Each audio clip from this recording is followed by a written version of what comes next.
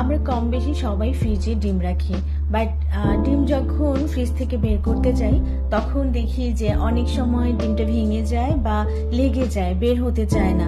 কিন্তু আজকে আমি দেখাবো এগ হোল্ডার থেকে কিভাবে ইজিভাবে ডিম বের করে নিয়ে আসা যায়। সো লেটস গো, দেখে আসি।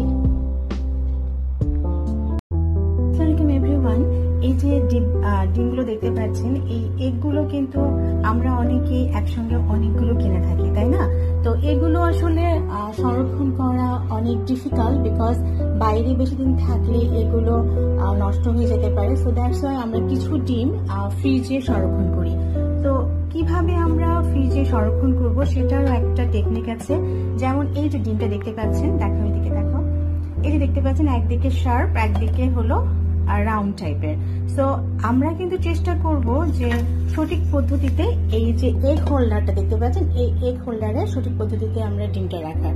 সো আমরা কিন্তু শার্প দিকে রাখবো না, আমরা রাউন্ডের দিকে রাখবো এগ। এই যে রাউন্ড, হ্যাঁ, এভাবে রাখলে খুব ইজি ভাবে আপনি এটা সংরক্ষণ করতে পারবেন। বাট আমরা যখন শার্পের দিকে ঢুকে রাখবো তো ডিমটা অনেক ক্ষেত্রে লেগে যেতে পারে। তো আজ থেকে আমি জানি না, অনেকেই জানেন, অনেকেই হয়তো জানে না। তো যারা জানে না তাদের জন্য আমি এই ভিডিওটা করছি, বিকজ এটা একটা আসলে অনেক সুন্দর। হ্যাঁ, এভাবে করতে হয় না, জাস্ট এই রাউন্ডটার দিকে। হ্যাঁ, নাইস। এখন সবগুলো একটু পূরণ করে দাও। সো আমাকে হেল্প করছে আমার ছোট ছেলে। হ্যাঁ, গুড।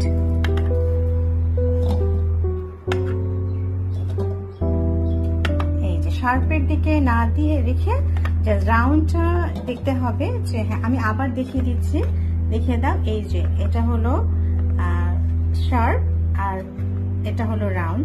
তো রাউন্ডটার দিকে আপনারা পুট করবেন।